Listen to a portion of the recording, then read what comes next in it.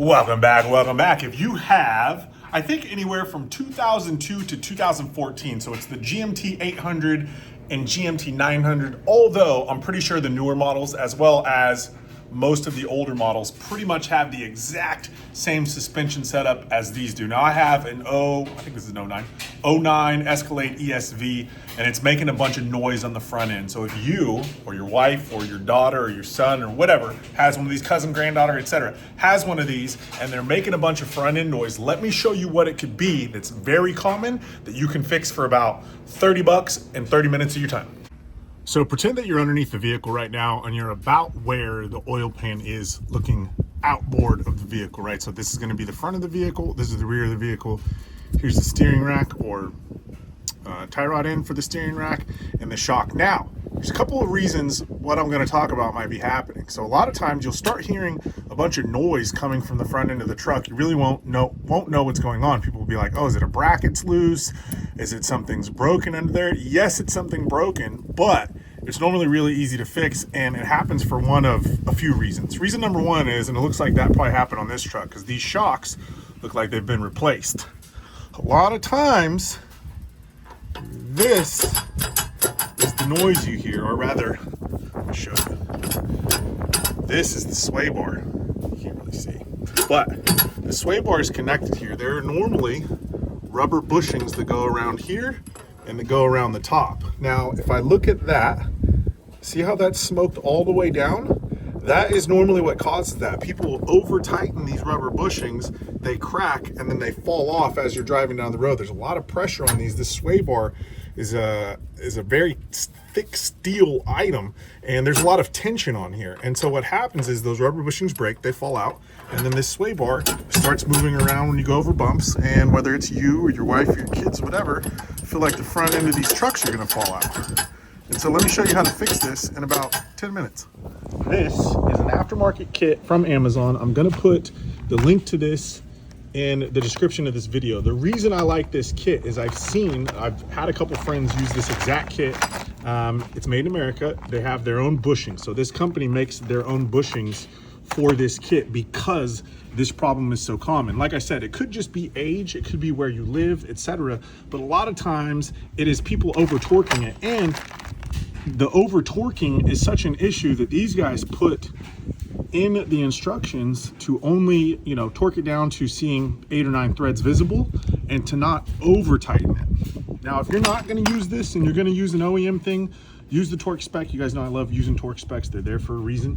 But this is super simple, guys. You just need a 15 millimeter socket and or wrench. Actually, you need both.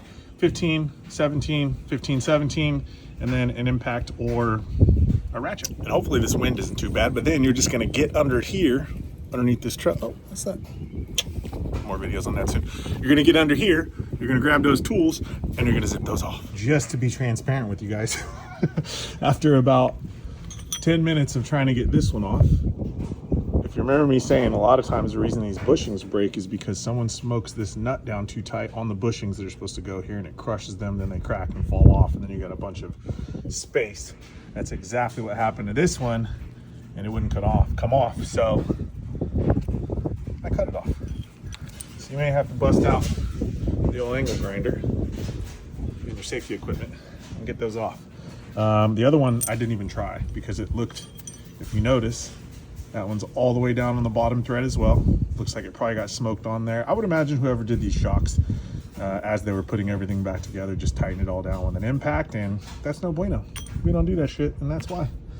Yeah, these are all smoked, so I'll get the rest of this kit out of the package. All right, the very first thing I like about this kit is everything for each side is bagged individually. Reason being is there's a lot of different little parts here, and if you're not super familiar with this stuff, it would be easy for someone to get mixed up. The other thing is these bushings, stamped made in USA. Who knows if they are? I would imagine they are, if that's something they're leaning on heavily. But they look like, if you were skated back in the day, they look like the Shorty's Dodo bushings. Anyway, so the other thing is the nut is one piece with this washer. Also, I'm not sponsored by these guys. These guys they don't even know I'm making this video. Whoever's company this is, like I said, I'll put the link to it. It's an Amazon link. It's a company on there. I paid for this. So I just want to give a shout out or make this video about this one because I found this so helpful. Because I know the first time I looked at this stuff when I was much younger, I was like, how in the heck does all of that work? So what you're gonna do is take the bolt with the threads pointing up. You're gonna put this first washer on the bolt, this first bushing on with the little nipple piece that's poking out, pointing up.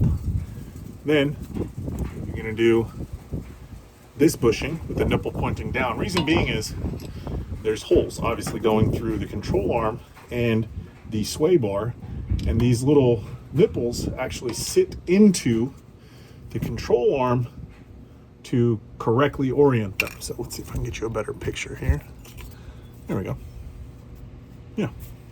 That little nipple, see how that fits down in there perfectly? Then it doesn't move around. Then you're gonna put this on top. You're gonna slide this up just until you see a little bit of the threads. Then you're gonna put this top one on the plastic piece here. So you have everything, sorry, the other way. The nipple pointed up because it's gonna go through the control arm, or I'm sorry, through the sway bar. So then what I'm gonna do, I'm gonna pull the sway bar down as far as I can, and I'm gonna push up. Now, because there's not gonna be a lot of room here because the suspension is unloaded, what I'm gonna do is end up putting some ramps underneath the tires. I'm gonna take it down off the jack stands. That way I can load the suspension and get the bolt on the top. Get the nut on the top, not the bolt on the top. So this and this you should have left out. This nipple is gonna go facing down into the sway bar. And then this nut and washer combo is gonna go on top of those threads. And there we have it, boys and girls. All installed. Altogether took about 20-30 minutes maybe, even with jacking the car up and stuff. I don't know if you can see up there, but I tightened it as they suggested, which was 7 threads showing out the top of the bolt there. Don't want to over tighten it, but these look great. I'm gonna go take it for a test drive, let y'all know how it is. Now I've had this truck, look at, next thing is replacing a transmission cooler line. It's leaking, just started leaking yesterday or day before. Love these trucks, they're easy to work on, and I got a really good deal on this one, so I can't complain. But I've been driving this truck without those since I bought it, and you know, just chipping away at fixing the little things. I love this little thing, I love this truck. So I'm gonna take it for a ride, see how it rides. Like I said, I love these things. GMT 800, GMT 900, so anything. It could be a Silverado, Sierra, Yukon, Tahoe, Suburban, Escalade like this is. I love these things. And why do I love them? Because you can get a really good deal on them if you want to fix little things. If you are a DIY guy or girl, which I am, just a DIY guy, I love these things because you get a great deal, you fix some little things, you learn some stuff, you get to know, and I'm a huge fan of this. Let me know if you guys are too. I'm a huge fan of knowing everything that's going on with my vehicle. And like with this one, let's see if I can tell right off the bat. Oh yeah, way better steering response up front. Holy shit, way better steering response up front. Doesn't roll as much. It's one of my neighbors, she's cool as shit. Doesn't roll as much, and obviously the sound is all gone. So what would happen is anytime you'd hit a bump, anytime the front suspension would move around, you'd hear those bolts clanging and banging around between the control arm and the sway bar. And so now it's not doing that. Oh yeah, this thing turns way tighter, much better steering response, and this thing's a boat. So anything you can do to help the steering and the maneuverability, it helps. But yeah, no noise, that's great. Every time my girl would ride in here, she'd be like, what's that noise? What's banging around up there? Girl, it's just a bolt. Don't worry about it, I got it. But yeah, if you have some sounds coming from the front of your vehicle, a family member's vehicle, etc., try this out. Super cheap. Like I said, link to these will be below. And if you got any questions, leave them in the comments. I'm more than happy to help. Remember that when you go to reinstall them, you will need to load the suspension back up so that the control arms come back up. Unless you got a pry bar or something you can pry on the sway bar, then you might be able to start a thread, but that's not what I did. I loaded the suspension up, put it on the little ramps that I have, and it made it super easy. 20-30 minute job maximum, even jacking the car up and everything, and well worth it. See y'all in the next one.